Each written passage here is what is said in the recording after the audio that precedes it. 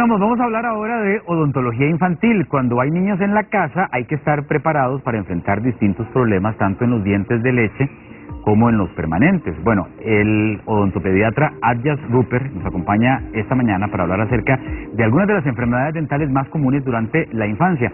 Así que queremos abrir también un espacio para que ustedes pregunten, en caso de que sea necesario. Ya saben cuál es la forma de hacerlo, se meten a la página de Facebook, buscan la publicación respectiva y simplemente ponen ahí la pregunta y se la pasamos al doctor. Un placer, bienvenido. Encantado. No, gracias, el placer es nuestro. Tengo una pregunta inicial, doctor, porque uno tiende a pensar que los papás a lo mejor no le dan tanta importancia a lo que llamamos dientes de leche, ¿verdad? ¿Por qué? Porque en algún momento se le van a caer, ¿verdad? Claro. ¿Esto es así en la práctica? Realmente, nosotros a lo largo de nuestra experiencia profesional como especialistas en niños, tenemos que constantemente luchar con el bendito mito de que qué importa, son de leche, se van a caer, ¿verdad? El tema es que hay algunos de estos dientes que se caen hasta los 12, 13 años. Entonces yo lo que siempre le digo a los papás, hagamos el ejercicio. Si ese diente tiene una caries a los 2 años, muy probablemente a los 6, 7 ya le va a empezar a doler. Entonces esa primer consulta de ese niño al que usted me lo va a llevar, me va a llevar un niño con ya un padecimiento. Y muy probablemente antes de que llegue a los 12, 13 años, que este diente se caiga por sí solo, muy probablemente usted me lo va a tener que traer para que yo tenga incluso hasta que sacárselo. Entonces ahí es donde uno tiene que entrar en cambiar un poco ese mito de que qué importa, son de leche. Porque ¿cuándo es que se dan cuenta? Cuando ya a los 7 años están atravesando esa situación de que bueno, hay que hacerle un tratamiento de nervio, hay que extraerlo. Entonces realmente esto de que los dientes de leche no son tan importantes, hay que cambiar esa filosofía un tanto. Bueno, eso como punto de partida, pero la conversación que tendremos con el doctor Rupert se va a basar en las enfermedades más comunes que afectan a los niños. Tenemos una gráfica para que empecemos eso como punto de partida y ahí usted nos va a ir desmenuzando cada una de estas enfermedades comunes. La caries, que es bastante frecuente, los traumatismos dentales, esto es cuando hablamos de un golpe. El chiquito se lleva un golpe. Cuando están aprendiendo a caminar, ese es el pan del día, digamos. ¿Verdad? Y chupar dedo o la chupeta, que a ese le vamos a prestar atención. Claro. Hablemos de la caries, si le parece, doctor, en primer término.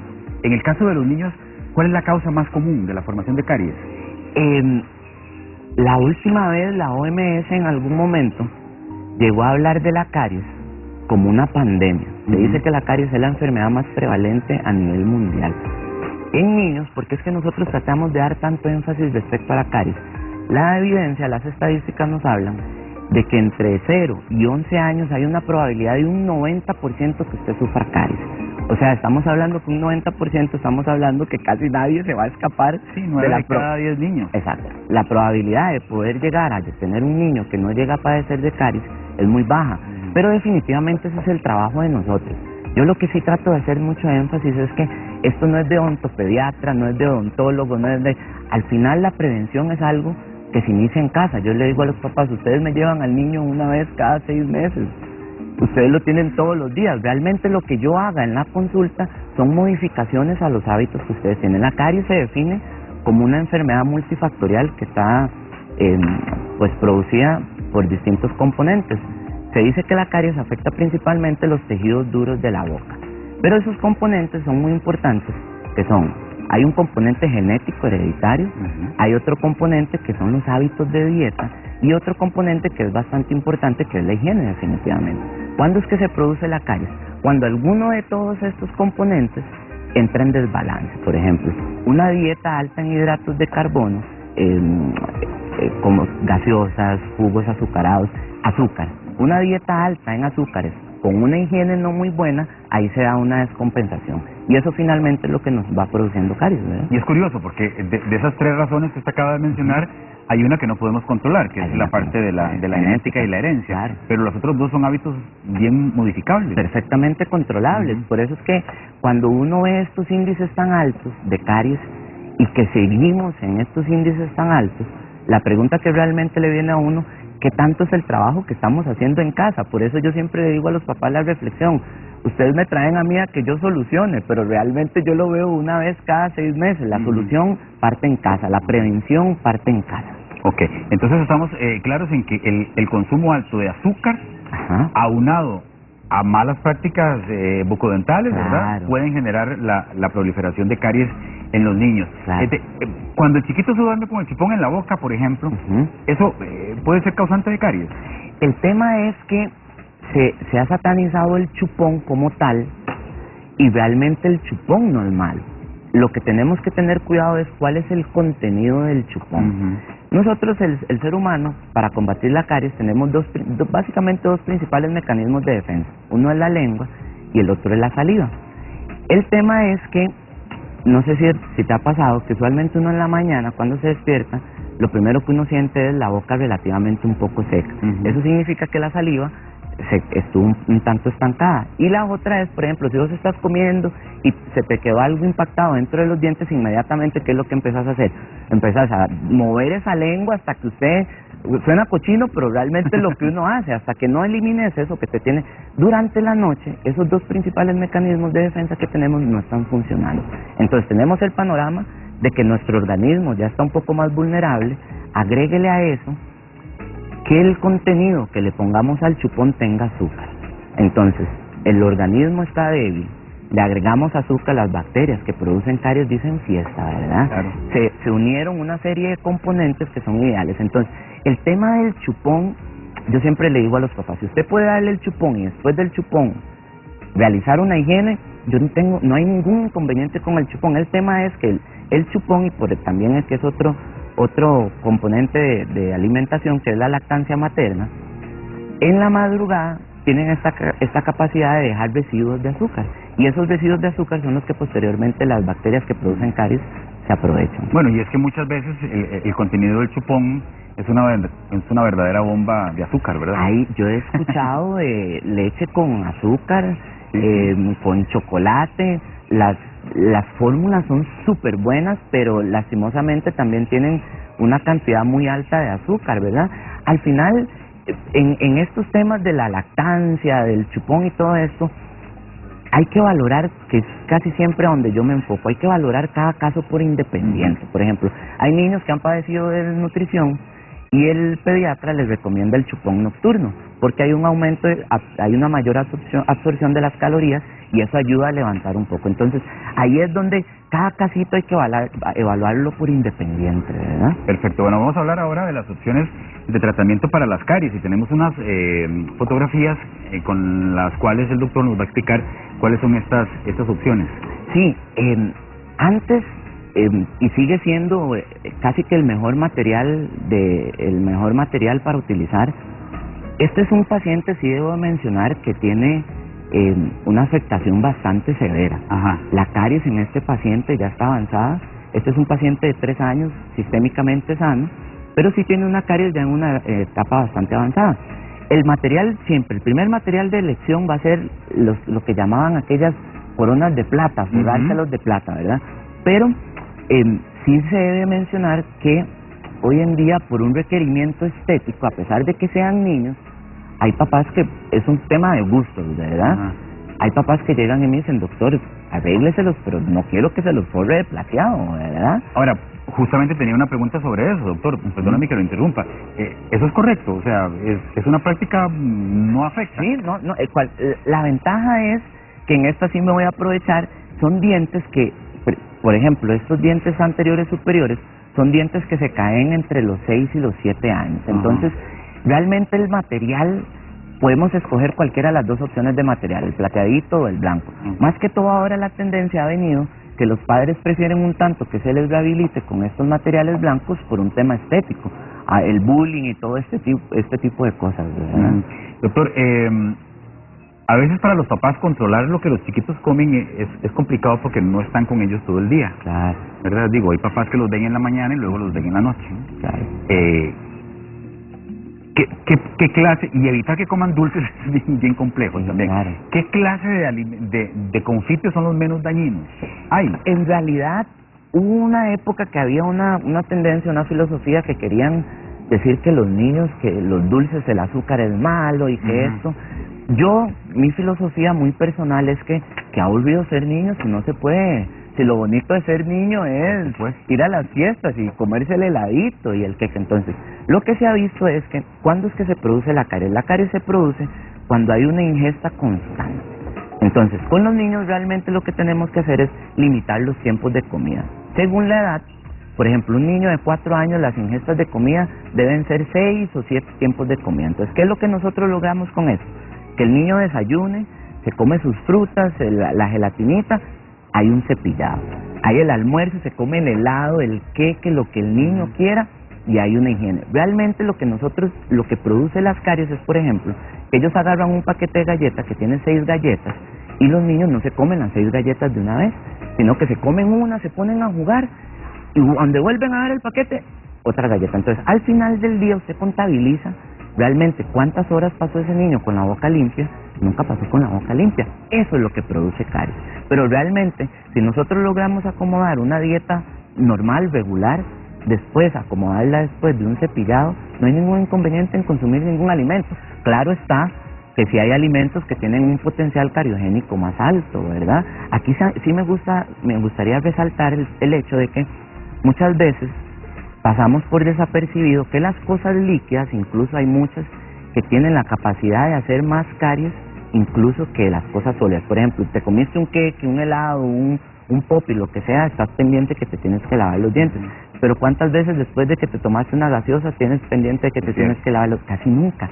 Y ese tipo de bebidas tienen un potencial cariogénico incluso más alto, porque por una cosa lógica, el líquido tiene la capacidad de distribuirse por mayores superficies. Entonces, hacer la valía de que tanto las cosas sólidas como las líquidas tienen capacidad de producir caries. Perfecto. Pasemos al segundo problema que generalmente presentan los niños en la boca, que es los traumatismos. ¿Qué tan común es que le lleguen chiquitos con el dientito flojo, quebrado, fracturado, porque se golpeó jugando? Claro, al día es como 3 por día prácticamente, ¿verdad? El tema de que están aprendiendo a caminar, que se me cayó un poquito de la cama.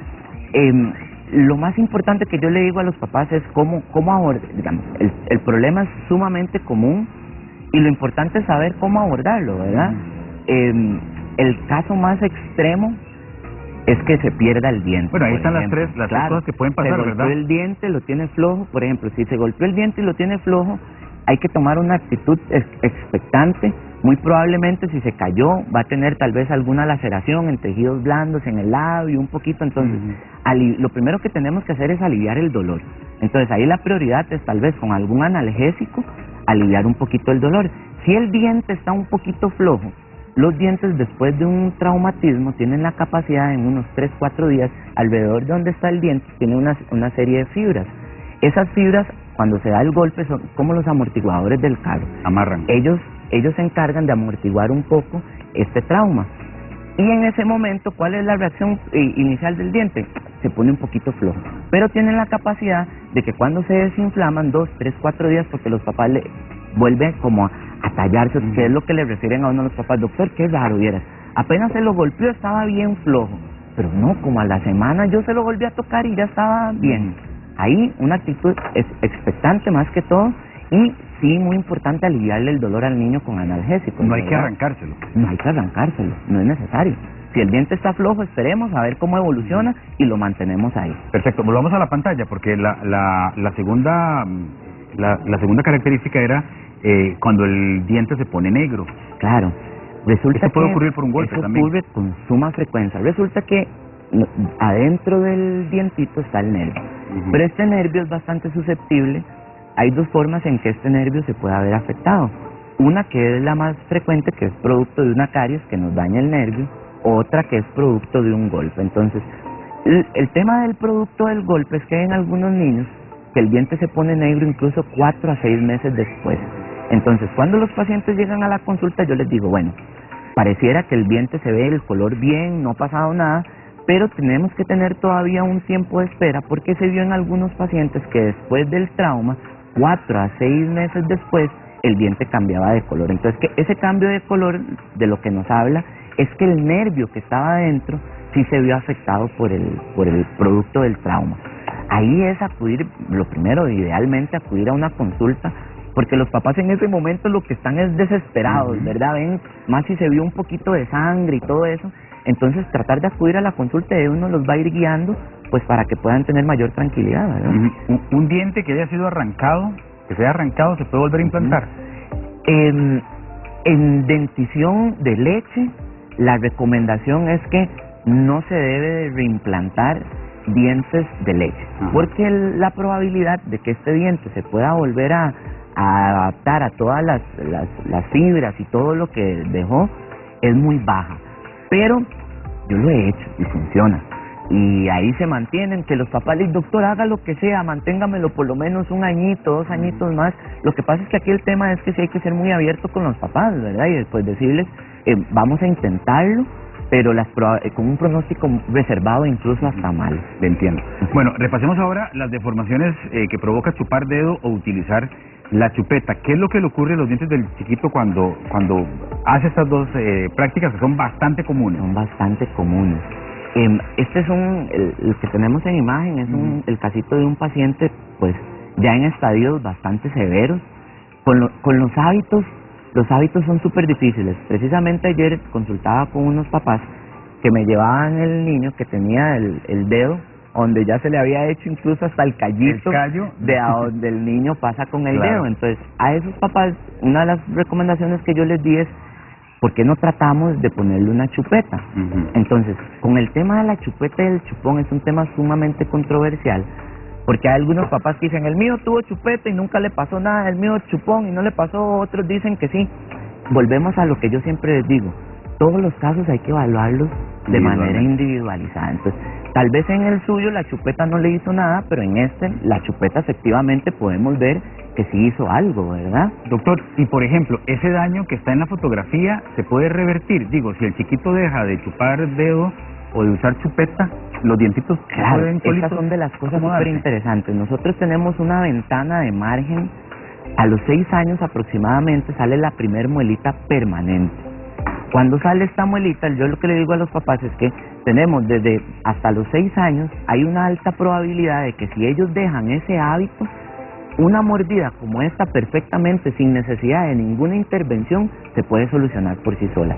El tema es que ellos, los niños, tienen una ventaja. Estos huesos en este momento son como plasticina. Entonces, si usted todos los días los empuja aquí, el huesito se va a moldear.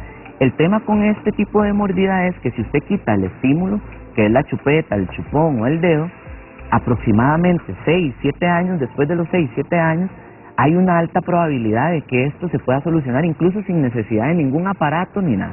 Bueno, contestamos algunas preguntas rapiditas. Claro que sí. Vea, Stephanie Muñoz le pregunta, ¿a qué edad hay que llevar al chiquito por primera vez al dentista? Las mamás a veces se asustan porque yo les digo que a mí me gusta que me los lleven desde que están en la pancita, porque hay muchas recomendaciones que yo le hago a la mamá para las etapas que ella va a empezar a atravesar desde cero o a través de todo el tiempo, que no es lo mismo que te lo digan, mañana tiene que empezar a hacer esto, que usted desde el embarazo ya vaya teniendo una preparación. Entonces, a mí me gusta tener un acercamiento. Aparte, la evidencia también dice que el primer foco de infección, de traspaso de caries al niño, es por medio de la mamá. Entonces, siempre es muy importante tratar de asegurarnos que estas bacterias que tenga la mamá sean de una cepa que esté bastante controlada, porque ellas son las que soplan la cucharita, soplan las cositas. Entonces, por medio de esa saliva hay un contagio, una transmisión al niño. Entonces, es importante que haya una previa conversación con la mamá. Viéndonos a la parte del niño, a los 6 meses, 6, 7 meses, que ya usualmente los dientitos de acá abajo salen a los 6 meses. Cuando empieza esa etapa en que van saliendo esos dientitos, es un buen momento como para acudir a esa primera consulta. Perfecto. Selenia Castillo, mi hija de 6 años pega los dientes en la noche. Le entiendo que es como bruxismo, un tipo de bruxismo, ¿verdad? ¿sí? Algo terrible porque parece que se los va a quebrar.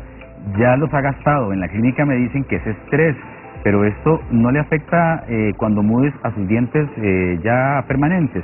¿Qué puedo hacer? Dice. Ahí sería súper interesante, no sé, ella mencionó que edad tiene... 6 años. 6 años. Resulta que precisamente a los 6 años, yo te había mencionado que sale el primer diente permanente. Ese primer diente permanente resulta que es el único diente en toda la boca que para salir no bota ningún diente. Entonces imagínese usted qué brillante que es nuestro cuerpo, que el bruxismo, los dientes cuando están en mordida, nosotros necesitamos que estos huesitos lo que hacen es que empiezan a crecer.